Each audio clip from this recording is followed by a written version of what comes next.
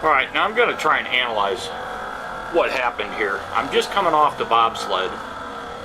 As you can see, there's still snow on the ground, but you can see how dark it is. I'm definitely in ice. So I'm still on guard until I get to this powder. And I left the audio on so you can hear that. From what I've watched this so many times trying to figure out just exactly what happened, I don't blip the throttle, nothing. And then I come on and it's in slow motion, but basically I say powder. And I think at that point I relaxed once I got back into powder.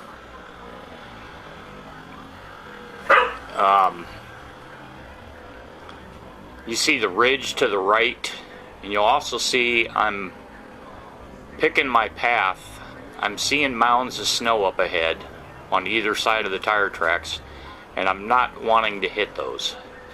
But I still want to stay in some powder for the traction.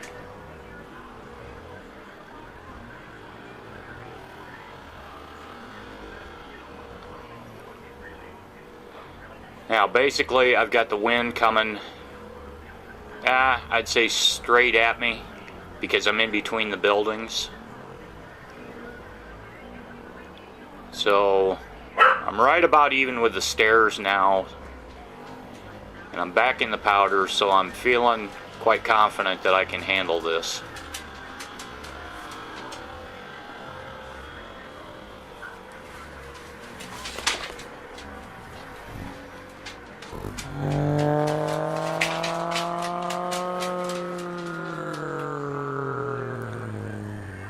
Right about in here, this is what gets me. I'm feeling perfectly fine.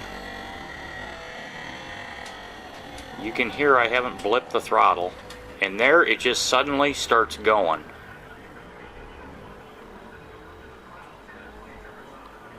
Now my face shield isn't snowed up at all. But as you can see, I'm struggling. I'm trying to save it. I kicked the wheel, or the steering column, all the way to the left. And at this point, I'm looking at that fence and that wall, and I decide I'm going to dump it. So I kick the wheel back to the right. And I'm holding on, but my feet are underneath me. I've got my left foot on the left peg. The right foot is just dragging behind the bike.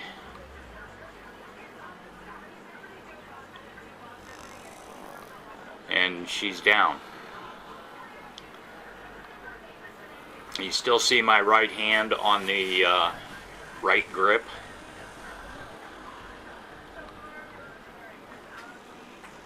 I'm going to put this up at full speed so you can see just how little time there is to react. The only reason I'm doing this is in response to Gentleman's 9, because he was talking about when he went down and he didn't get the video in his PBC number 12. There you can see that the snow just, the wheel acted as a scoop and it just buried the wheel. But Gentleman's 9 commented in his latest PBC ride that he went down and it was so quick. You probably didn't even recognize you were going down until you were already down. I've experienced that before. So, don't feel bad. This stuff is purely instinctive for me. There's no way I had time to think about what I was doing. I mean, I can sit here and slow it down and figure out what I was doing, but there's no way in hell that my thought process told me, okay, try and save it, kick it all the way to the left, alright, you're not going to make it, go ahead and kick it to the right and put her down. And be ready to unass the bike. Get your right leg out from under it. Which is what I did. Now, for what Gentleman's 9 was saying about flat down. This bike is not flat down. It's resting on my rear pannier box. And I will show you flat down and what he's talking about in the following collision or crash. I prefer to call them drops because if I don't go down, then it's a drop. If I hit the pavement with my shoulder, my elbow, anything like that, that's a crash.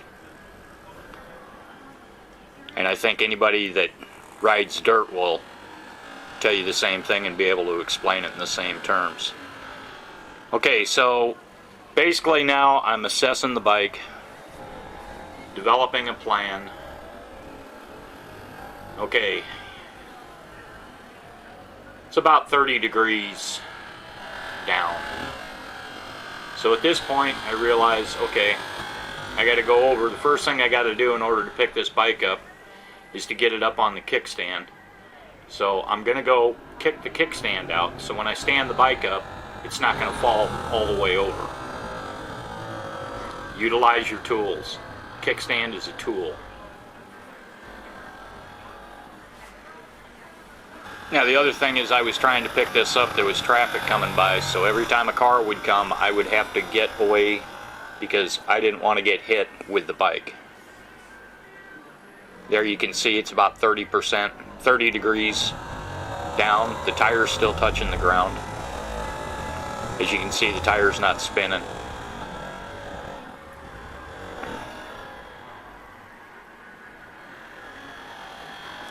I probably could have left this part out, but I wanted to show you that, yeah, you got to get that kickstand down to pick the bike up.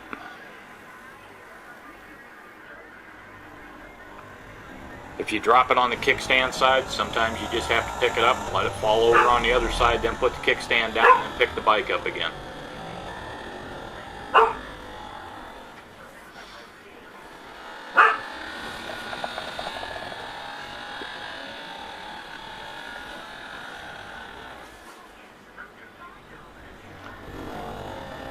Now I bent my kickstand kicker the last time on the other kickstand, trying to kick it with my foot, so I don't do that anymore. I use my hand.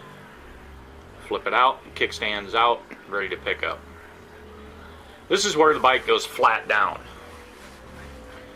Now there's a bus off on the left pulling in to turn. I'm paying attention to him.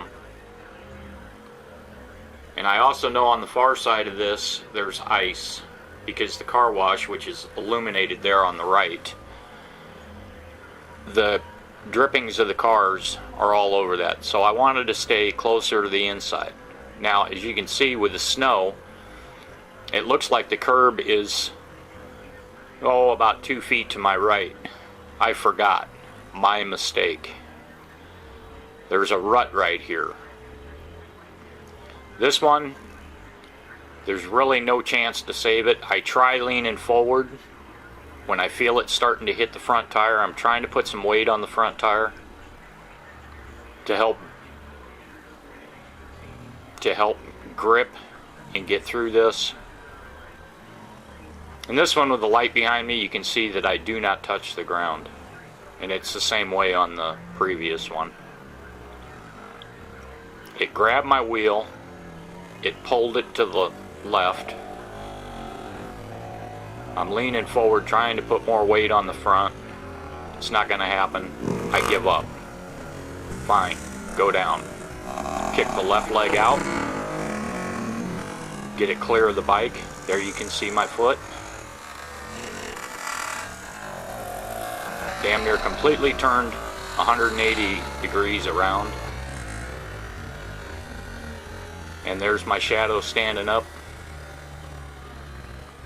Now the bike is flat down. It's actually laying flat on the box.